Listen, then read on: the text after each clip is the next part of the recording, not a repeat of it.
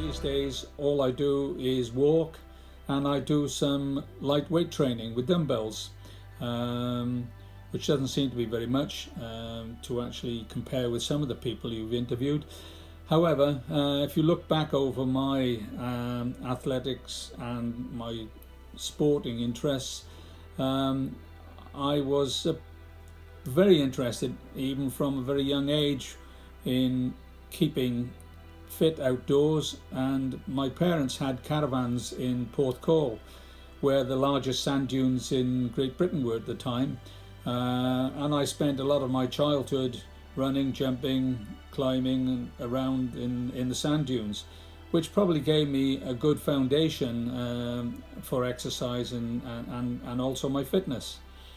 But it was in school that I took a greater interest in it, although being Welsh you had to play rugby, and being small as I was at the time, it wasn't the best grounding for actually exceeding or excelling in sport.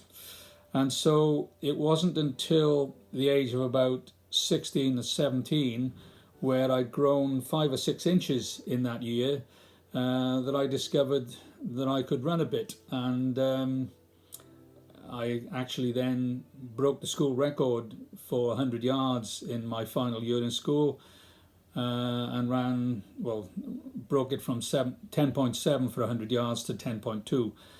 So I went to university and thought, okay, I'll give athletics a try, because playing rugby in those days in university as a student and playing against valley sides in Wales, if you were a quick little winger, as I was, and you were pushed into touch, it wasn't the other players you needed to worry about. You were kicked and beaten by the spectators on the sidelines. So I thought, oh, this athletics sounds much better.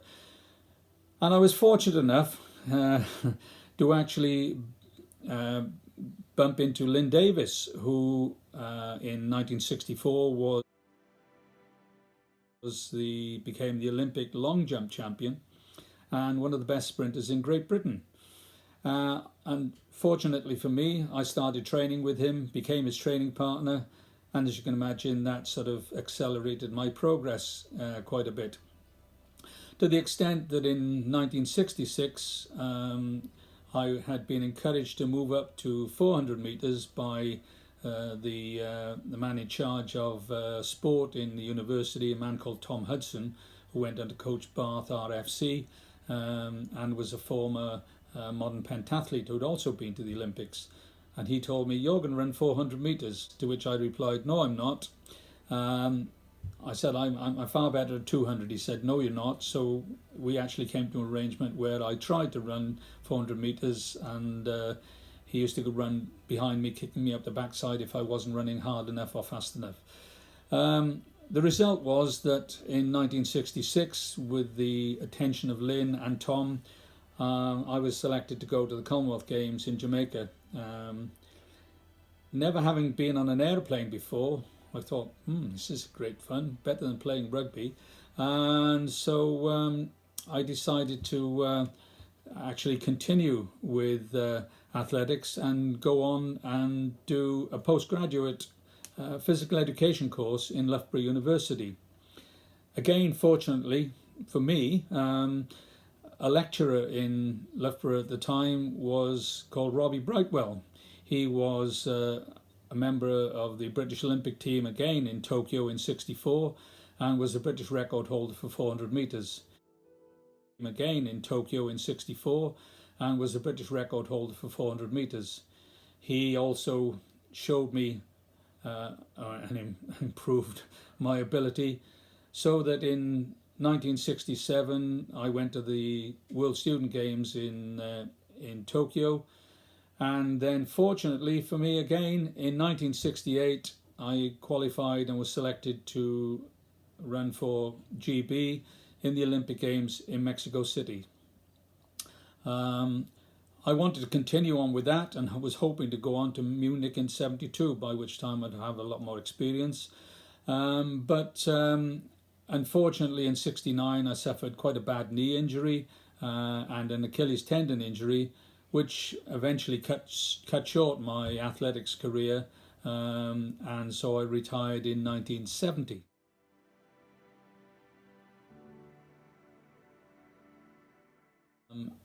Following on that, I actually did a couple of years teaching, and in 73, 72, 73 was involved in a company. It was a fledgling company who started making weight training equipment. It was called Power Sport, became Power Sport International, and we became fairly successful. Within the next 4 or 5 years, we became the largest manufacturer of commercial strength training equipment in the UK, and also was involved in the sales of development and sales of cardiovascular equipment. I ended up as the technical director, and really was involved in the development of a lot of programs and equipment for everything from police, fire, and also prison services, as well as some specialist equipment, and so therefore became deeply involved in exercise, from the point of view of designing equipment for weight training and sport in general. So that was really the background as far as my sporting career was concerned, and then my career in exercise, because this went on for 20 odd years, and in fact I still have a small consulting company, because for the last 20 odd years I've actually been involved in the British standards and European standards for the design and safety of commercial training equipment, which has been a spin-off from something which, considering I did a degree in geography, was a bit of a change, but it served me very well all my life. In fact, it was in the late 1990s that I ended up becoming involved with a company called Cybex, who your great friend Rossa McDermott was the then global international sales director, and he encouraged me, I didn't take a lot of encouragement, to go and work for them, and that's where I met you.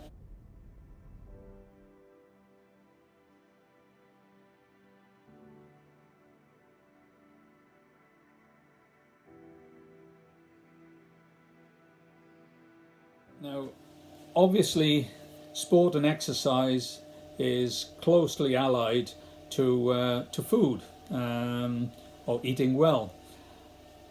I'm fortunate that I think I've got a pretty healthy metabolism, which allows me to eat many things, and I'm not a vegetarian, even though you might try and persuade me at some stage.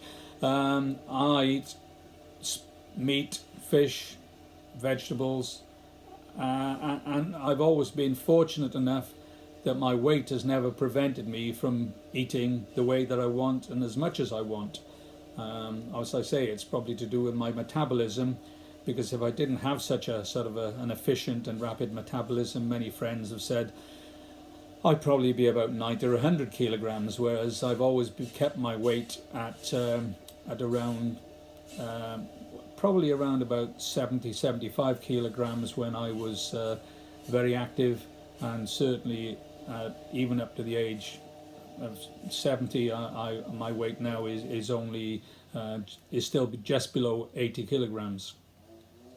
This has also been helped by the fact that my partner, Kathy, who you know from the Cybex days, is a very good cook, and we have tried always to eat a healthy Mediterranean diet, because being involved in Cybex meant that I travelled the world, as I did in athletics, and also my interest in food then expanded into international dining and international cuisine, and so again I think I've been a fortunate person throughout my life, both in my career and in my ability to keep my weight under control and to remain active into later life.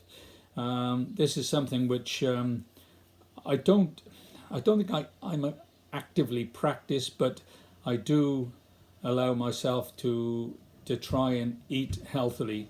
But I'm certainly not a fanatic in terms of having to try and control my diet.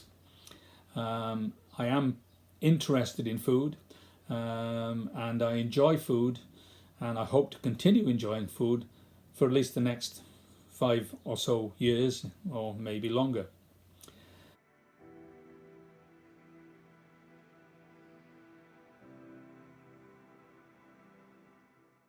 Well, obviously, having listened to my background, I was pretty passionate about sport, and as a Welshman, passionate about rugby, especially when we beat Australia a few times. That has been something which I've enjoyed sport in that way, although I didn't play rugby to any degree. I've been fortunate enough with sport to have actually met many of my heroes, from people like Jesse Owens and Bob Beamon, and also many others because of my involvement in athletics.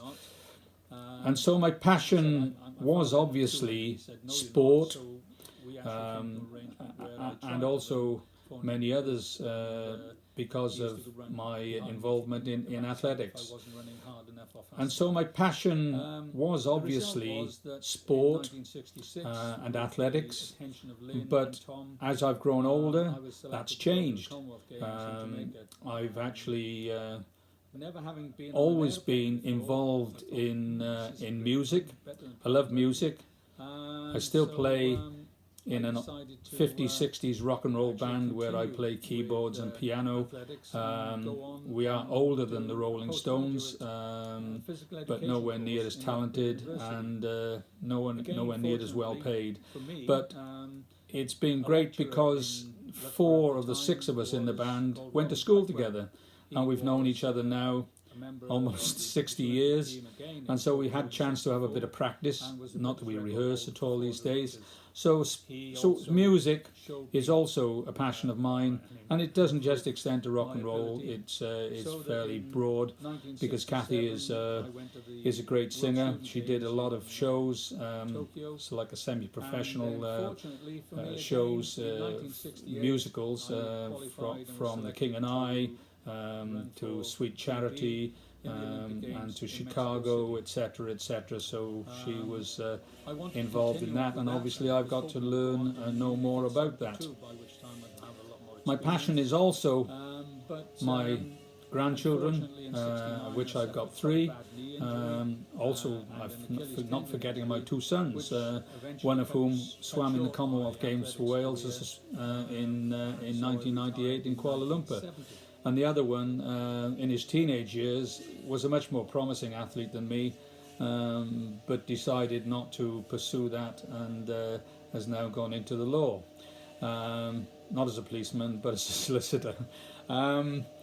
So my passion has evolved over the years, and these days my passion is related to gardening, and it's something which I've developed over a number of years. I like plants, I like animals, I like nature, and so gardening is something which these days can keep me occupied all day, not being worried or having to think about anything else. If there are any things which you're doing either in work, I can go out for 8 hours in the garden and not realize that I've been out there for longer than about 30 minutes.